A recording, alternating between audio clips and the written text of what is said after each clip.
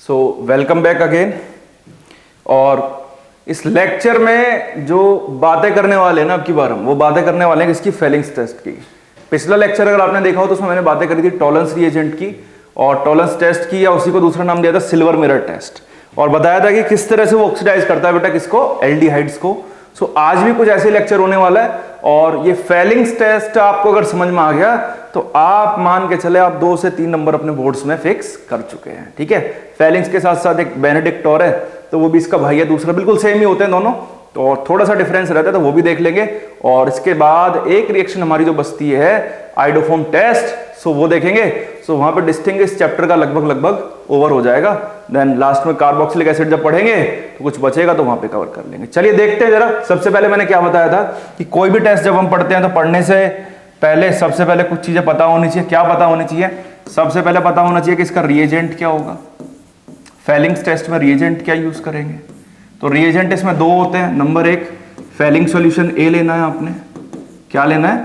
Fehling solution ए। तो Fehling solution ए क्या होता है बेटा? आपका कॉपर सल्फेट होता है CuSO4। और दूसरा आपने क्या लेना है? एक और रिएजेंट होता है इसमें, फेलिंग सॉल्यूशन बी लेना आपने। फेलिंग सॉल्यूशन बी लेना है। और फेलिंग सॉल्यूशन बी क्या होता है आपका? ये होता है आपका रोसले सॉल्ट। रोसले सॉल्ट कि सर ये तो बड़ा अजीब लग रहा है। अजीब कुछ नहीं है, देखो ये कॉपर सल्फेट है सिंपल, CuSO4 कॉपर सल्फेट मैंने लिखा हुआ है। तो वो भी ऐसा कुछ नहीं कि उसका स्ट्रक्चर बहुत बड़ा हो, बहुत ज्यादा हार्ड हो, बस आपको आई बनाना आना चाहिए मेरी तरह।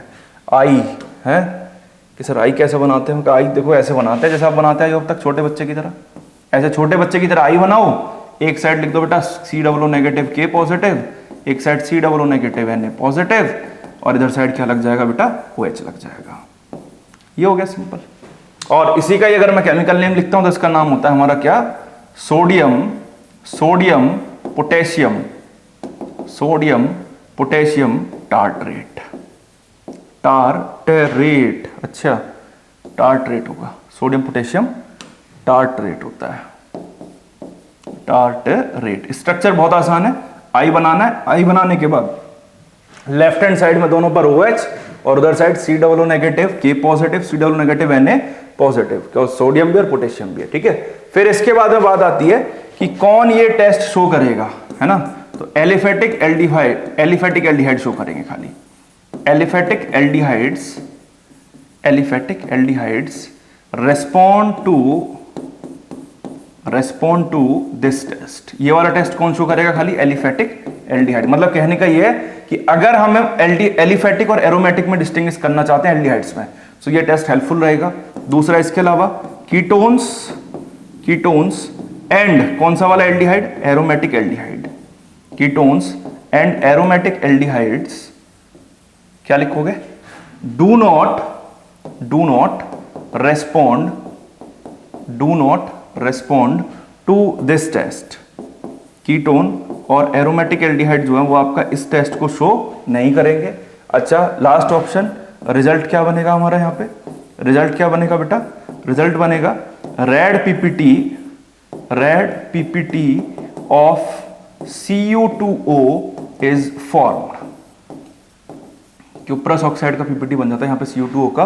और ये रेड पीपीटी जो होता है ना, स्पेशली इसको एक नाम और देते हैं जिसका नाम है ब्रिक रेड बनता है। ठीक है, तो ये इसके मतलब मेन पॉइंट्स है कि जो हमें पता होने चाहिए एक्चुअल में कि फेलिंग्स टेस्ट में क्या होता है। फेलिंग्स रिएजेंट लेते हैं। रिएजेंट क्या लेना है? एक तो सॉल्यूशन ए होगा, एक सॉल्यूशन बी होगा। सॉल्यूशन ए क्या होगा? आपका कॉपर सल्फेट होगा सिंपल। सॉल्यूशन बी क्या होगा? रोसले सॉल्ट होगा जिसका केमिकल नेम है सोडियम पोटेशियम टार्टरेट। स्ट्रक्चर क्या है? सिंपल आई बनाना है। आई बनाने के बाद में लेफ्ट हैंड साइड पर ऊपर नीचे OH, दूसरी side COO negative K positive और COO नेगेटिव Na पॉजिटिव हो गया। ठीक है, उसके अलावा कौन शो करता है कि सर एलिफेटिक एल्डिहाइड शो करेंगे, लेकिन एरोमेटिक एल्डिहाइड और कीटोन इस टेस्ट को शो नहीं करेंगे। रिजल्ट में क्या बनेगा? ब्रिक रेड पीपीटी बनेगा किसका? Cu2O का। ये इसका रिजल्ट होगा। आइए देखते हैं रिएजेंट कैसे तैयार होता है और रिएक्शन कैसे होती है फेलिंग्स के अंदर, है ना? और बाकी आगे डिस्कस करेंगे इसमें। चलिए देखिए जरा ध्यान से, बहुत ध्यान से देखना। जैसे आपने ये लिया फेलिंग सॉल्यूशन ए, इधर साइड बेटा फेलिंग सॉल्यूशन ए, और आपने लिया यहां पे बेटा दूसरा क्या? Fehling solution B. ये दोनों आपने ले लिए। सॉल्यूशन ए में मेरा क्या प्रेजेंट है, कॉपर सल्फेट प्रेजेंट है खाली CuSO4। सॉल्यूशन बी में क्या प्रेजेंट है, इधर ऐसे आई बनाना है, आई बनाने के बाद COO negative K positive, COO negative Na positive, और इधर क्या लगाना है OH, इधर भी OH।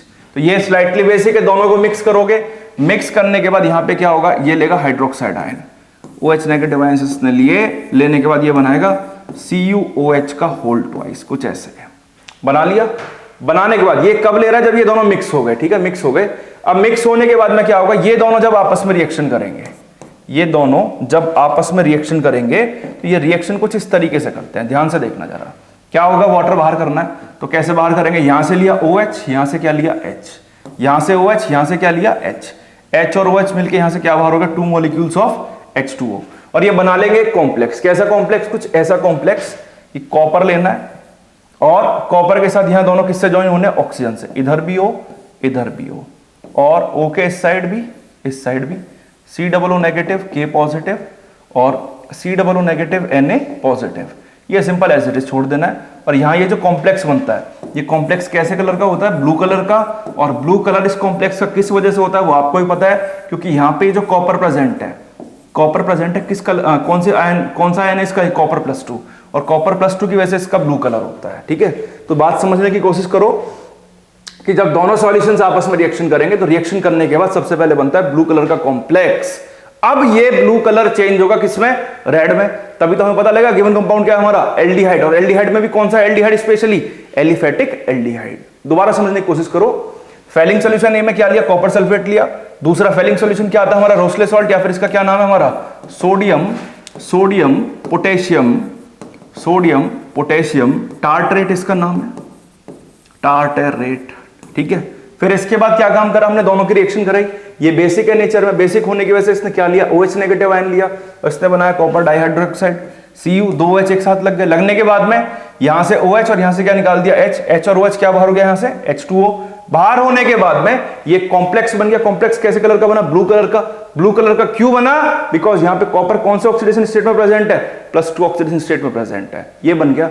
अब इसके बनने के बाद में अगर मैं रिएक्शन करा दूं किसी भी एल्डिहाइड से, लाइक जैसे ये ले लिया मैंने R single bond C double bond O इधर H ले लिया, ये मेरा कोई भी एल्डिहाइड है। और एल्डिहाइड में बेटा कौन सा एल्डिहाइड, स्पेशली एलिफेटिक एल्डिहाइड। कौन सा एल्डिहाइड, एलिफेटिक एल्डिहाइड ले लिया।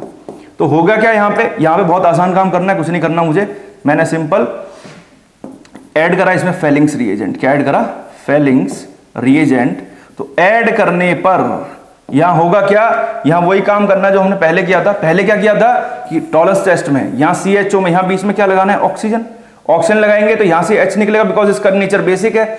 H और OH क्या बाहर हो जाएगा, H2O। तो यहां पे ये बनेगा पहले carboxylate ion, C double bond O के ऊपर नेगेटिव, प्लस साथ में बनता है Cu2O। यहां इसका रिडक्शन होता है, कॉपर +2 से +1 में आता है, और साथ में बाहर हो जाता है H2O। तो ये जो यहां पर रेड ब्रिक कलर की PPT बनती है ना, ईंट की तरह कलर की, बिल्कुल ये जस्टिफाई करती है कि जो गिवन कंपाउंड आपने लिया हुआ है वो आपका कौन सा एल्डिहाइड है, एलिफेटिक एल्डिहाइड है। ध्यान से समझने की कोशिश करना दोबारा से कि अगर मैंने कोई भी एल्डिहाइड लिया, उस एल्डिहाइड में ऐड करा फेलिंग रिएजेंट, तो ऐड करने के बाद रिएक्शन कुछ नहीं, रिएक्शन बहुत आसान है, सिंपल वही कि RCHO मतलब जो एल्डिहाइड है RCOO नेगेटिव बना दो उसका, साथ में क्या बनेगा Cu2O, क्यूप्रस ऑक्साइड बनेगा, ही बनेगा रेड ब्रिक PPT कलर का, और साथ में क्या बाहर हो जाएगा H2O। तो ये ना, ये मैंने आपको दिखाया कि रिएक्शन किस तरीके से होती है।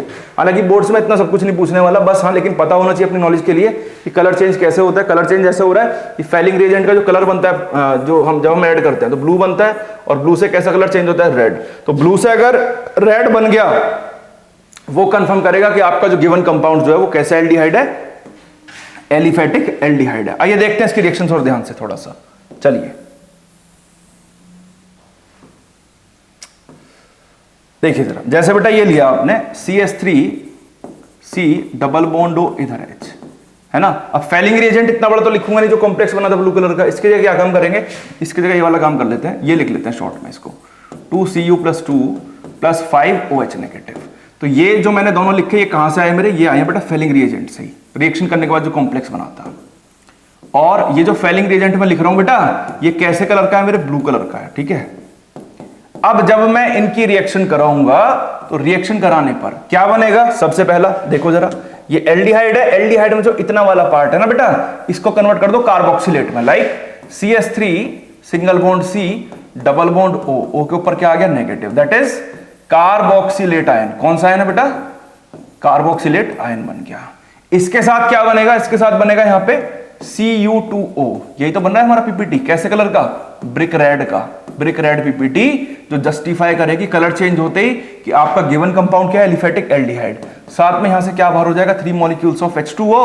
तो यहां से पता लगता है कि जो आपका गिवन कंपाउंड है वो आपका एल्डिहाइड है, और इस एल्डिहाइड्स में भी कैसे एल्डिहाइड है, एलिफेटिक एल्डिहाइड। एरोमेटिक और कीटोन्स इसको शो ही नहीं करते, उसका रीजन बताता हूं। सिंपल जैसे कहते हैं, फेलिंग जो है, फेलिंग्स रिएजेंट, फेलिंग्स रिएजेंट जो है आपका is a weak oxidising agent, कमजोर है ना, वीक ऑक्सीडाइजिंग एजेंट देन किससे बेटा, then Tollens reagent. Fehling's reagent जो है आपका वीक ऑक्सीडाइजिंग एजेंट है एज कंपेयर टू किसके, टॉलरेंस रिएजेंट के। ठीक है, सो दैट्स वाई जो आपका एल्डिहाइड आपका एलिफेटिक एल्डिहाइड है, सॉरी एलिफेटिक एल्डिहाइड इस टेस्ट को शो करेगा लेकिन एरोमेटिक शो नहीं कर पाता। और क्या बातें हैं इस टेस्ट के बारे में, जैसे कि अभी लास्ट लेक्चर में बताया था कि अल्फा हाइड्रोक्सी कीटोन जो है, अल्फा हाइड्रोक्सी कीटोन जो है वो शो करेगा इस टेस्ट को, gives Fehling test, gives Fehling's test.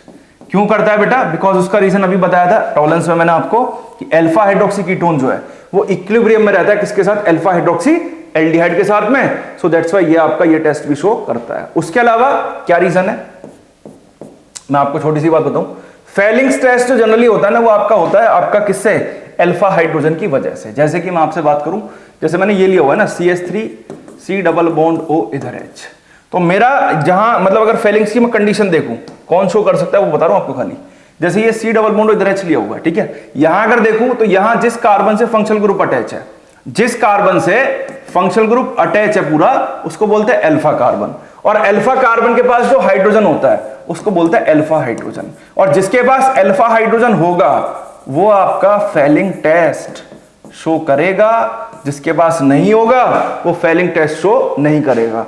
Aromatic aldehyde भी इसलिए नहीं कर पा रहे, क्यों नहीं कर पा रहे, बिकॉज यहां देखो जरा, जैसे मैंने ये बनाया बेंजल्डिहाइड आपका, बेंजीन, बेंजीन के ऊपर CHO, तो आप ध्यान से देखना जरा, ध्यान से, बहुत ध्यान से, यहां देखो, यहां इस कार्बन से आपका CHO अटैच है, तो ये कौन सा कार्बन हो गया, अल्फा। अब इसके पास अल्फा हाइड्रोजन है, नहीं है, क्यों नहीं है, क्योंकि एक कार्बन तो 4 बॉन्ड ही बनाता है ना, 1 2 3 और एक ऊपर 4, तो इसके पास कोई अल्फा हाइड्रोजन नहीं है, नो अल्फा हाइड्रोजन।